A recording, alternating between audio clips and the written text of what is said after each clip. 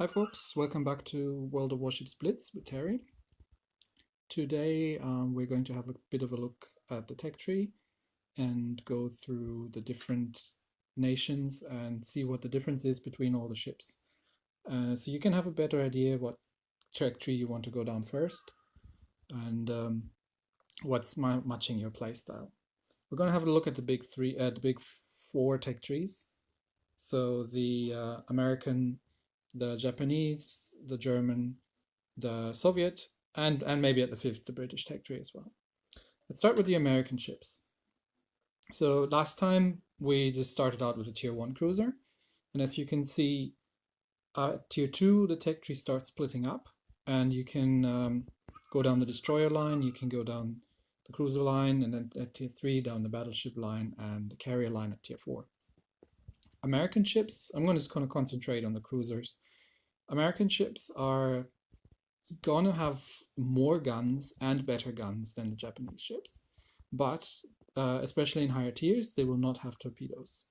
So for an example, let's have a look at the tier 3 ships. The tier 3 St. Louis is the American light cruiser, and if we check out the statistics, the St. Louis isn't the fastest. It's got a speed of 21 knots, but it's got 14 152mm guns. So with 152mm, she's still a light cruiser. And these guns have an 8-second reload time and a 12.5 seconds turret traverse. But given that she's got guns on both sides, she doesn't really need the traverse all that much. She's also got 18 secondary guns with 76mm, which don't do a huge amount of damage, but this ship has a lot of guns. Now in comparison, if we look at the Japanese tier 3, the Tenryu, this cruiser, as you can see, it looks completely different. It's somewhat smaller, it's way faster with 32 knots, but it's only got 4 guns and they're only 140mm. So you're not going to be using this as a gunship. What the Tenryu has though, that the Americans don't, is torpedo launchers. So the Japanese light cruisers, you're more going to play like oversized destroyers. And these are Japanese 533mm torpedoes. So even at tier 3, they've got a range of 6.3 kilometers, and they're doing a fair amount of damage. So these are basically, big destroyers rather than the classic gunboat cruisers that you'd have with the Americans. Let's have a quick look at the British, since we're here. The British cruisers have pretty good guns. This is the tier 3, she's got 150mm guns. She's got 5 of them, which isn't a great number, but they have relatively good armor-piercing damage. One specific thing for the British cruisers is that you only get armor-piercing. So we haven't really gone down into the details of the differences between high explosive and armor-piercing, but she also has torpedoes. She's a bit closer to the Japanese than to the American cruiser line. I personally like the British cruiser line up in the higher tiers, but getting through the tier, especially 6 and 7, is going to be a bit of a pain. So they're not that great. The German cruisers, if we look at the Kolberg at tier 3, again, we have a decent speed, 26 knots. We've got a good turn time, very mobile little cruiser. She only got 105mm guns, but they've got a really fast reload time with 4.5 seconds. This is evening out a bit later on, so if we go a little bit higher at the tier 4 at the Karlsruhe, then we see that she's got 850mm guns. Again, really good reload time, so more like a classic light cruiser. And the German light cruisers also have torpedoes, but the range isn't that great, with 4.5 kilometers, and it goes up to 5.4 or 5.6 kilometers up in the higher tiers. They're more self-defense torpedoes or ambush torpedoes if you want, because you don't really want to get close to a battleship or anything else in a light cruiser. And lastly, the Soviet cruisers. Tier 3, the Debugger tier, again, a light cruiser.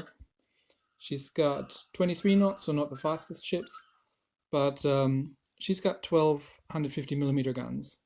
And again, the Soviet cruisers are good gunboats, They do have torpedoes at higher tiers. So if we look at the Svetlana at tier 4, she does have torpedoes, but they've got a range of 3.9 kilometers. So really, again, they are close range, more self-defense torpedoes.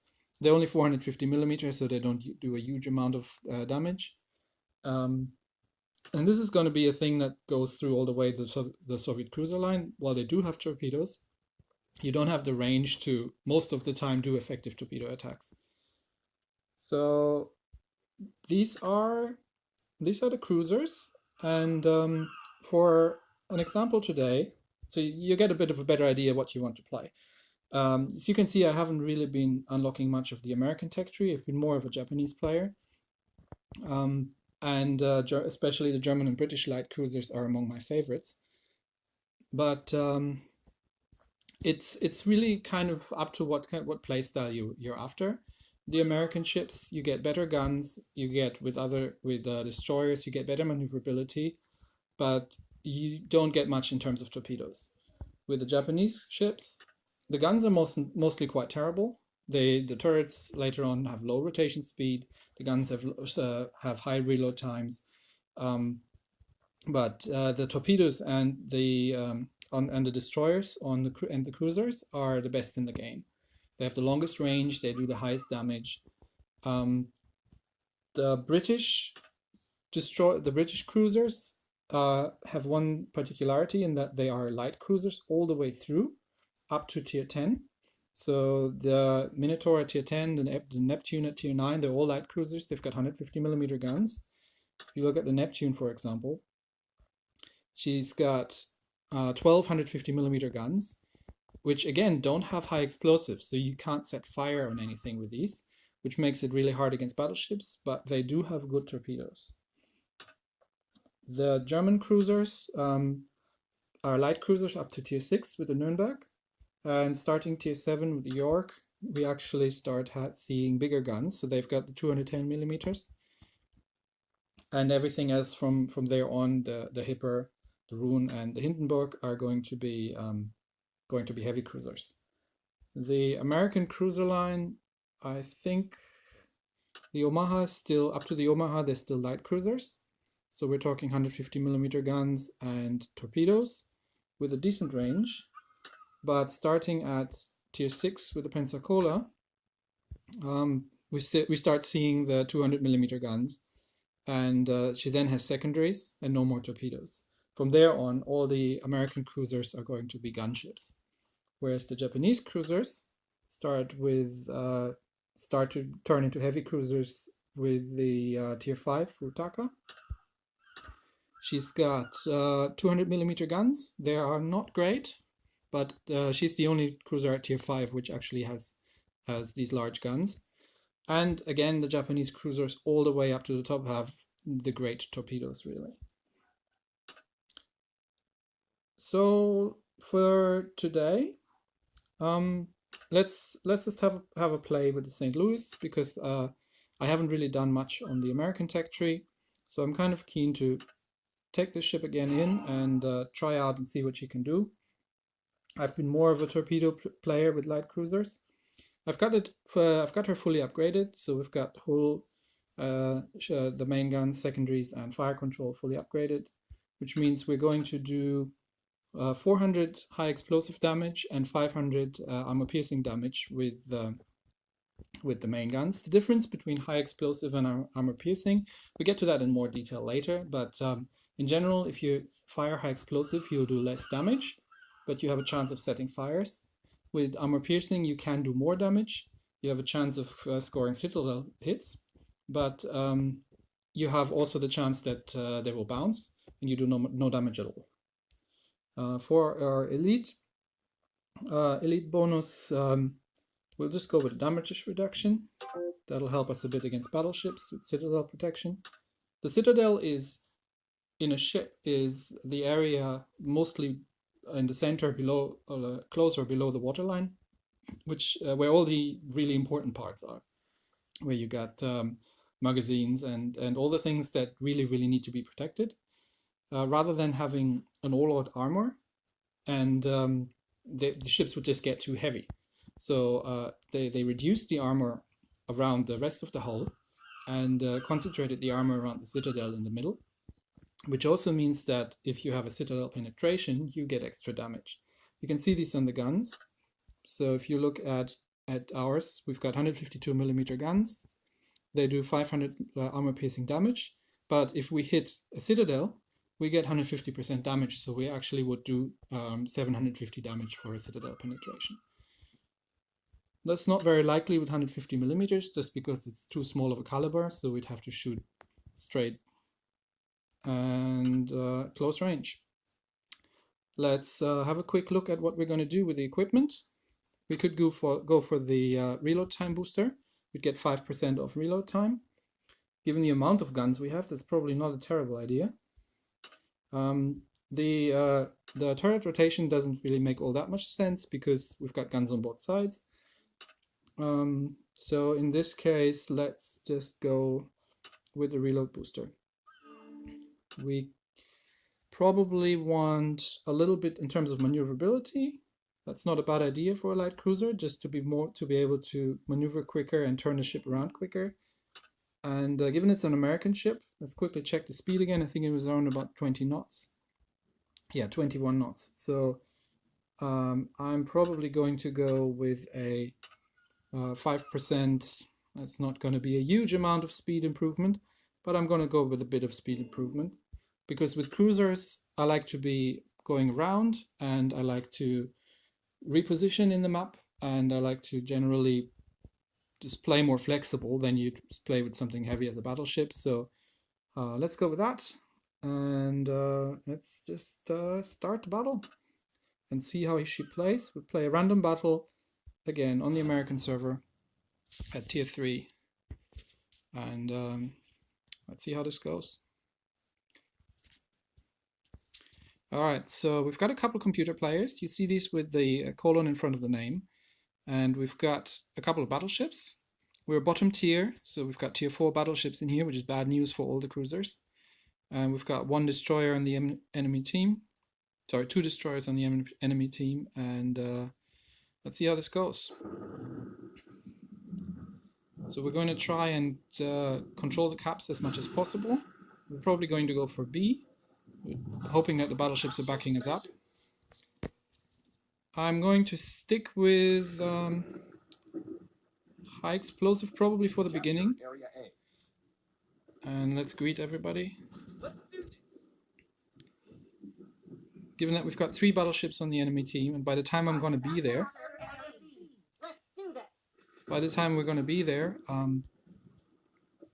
they will be in range. So I will need the high explosive against the battleships because I've only got 150mm guns. They don't do a huge amount of damage against battleships to start with, and with armor piercing there's going to be a fair chance that they just bounce off the armor plating. With high explosive we can spam them and see that we can get some fire set and do some additional damage. So it looks like the team is focusing nowhere really. The team's focusing on B maybe, but the enemy team seems to do that as well. So let's turn in a little bit to get our broadside going. We're detected, and there's our first target. It's a computer player destroyer, so they're not particularly dangerous because they don't know how to use their torpedoes. And we just do a nice, decent 400 damage with these. We take a broadside here, which is a bit of a risk that the battleships are hitting us, but they seem to be busy shooting at other people, which is a good thing. Always make sure the enemy has someone else to shoot at. While we're behind this rock, let's get some fire in on this Kohlberg. And there's the destroyer again, so we can keep firing. Let's turn in a little, so we can make sure we can keep controlling A. Because there's a little bit of opposition coming down in A, plus we get ourselves into a good flanking position. No one seems to be in any rush to get into C. There is an enemy Wix, that's not a computer player, so we gotta watch out a little bit. We're probably going to prioritize him, because he's the bigger danger. And he seems to be fighting it out with our destroyer, with the Itzislav. So let's see if we can give him some help here. Destroyers don't have citadels, so there's no way you can get critical hits on them. Just whatever damage you do is the damage you do. We've got enemy torpedoes. That's actually the computer player doing a rare display of using their torpedoes. There's another St. Louis over there, but I'm focusing down the destroyer because he's the most dangerous at this point. We're taking some shots in, but we've got this guy. And there, oh, there's an enemy battleship. Completely missed that one.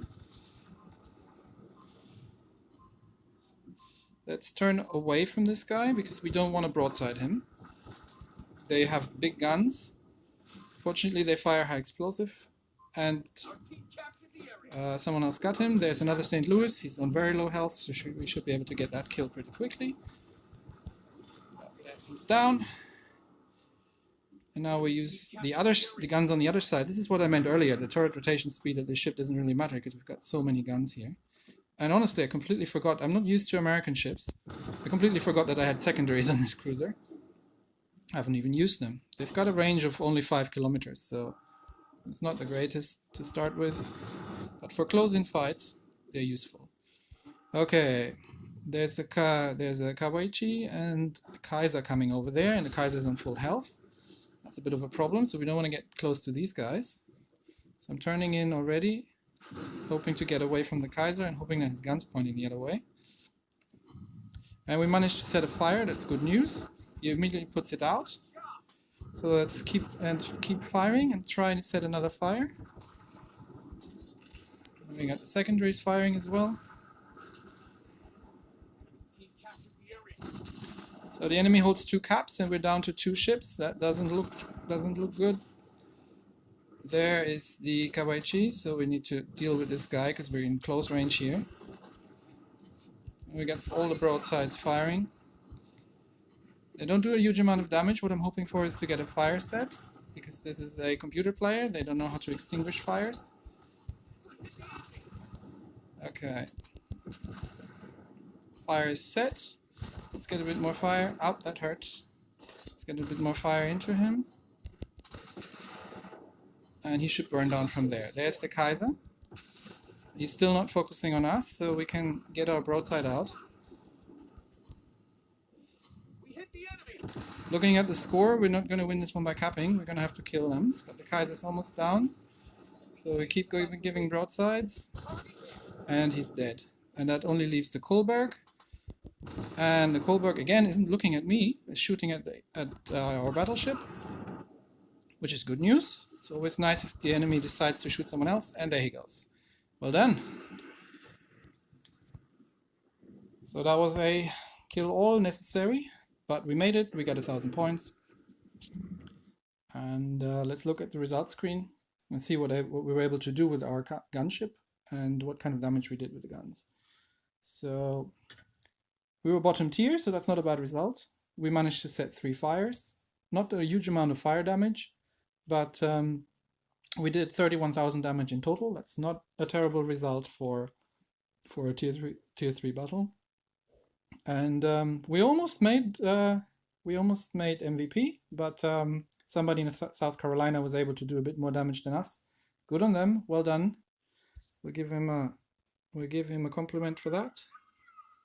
That's a skilled player doing that in a tier 3 battle with a sluggish American battleship. Well done. And yeah, that's it for today. I hope you had fun, and I'll be releasing more videos on more details of the game, on more tactics, on how to play the maps. But today was more giving you an overview of the tech tree and the kind of ships you'll be playing. So I'll see you next time.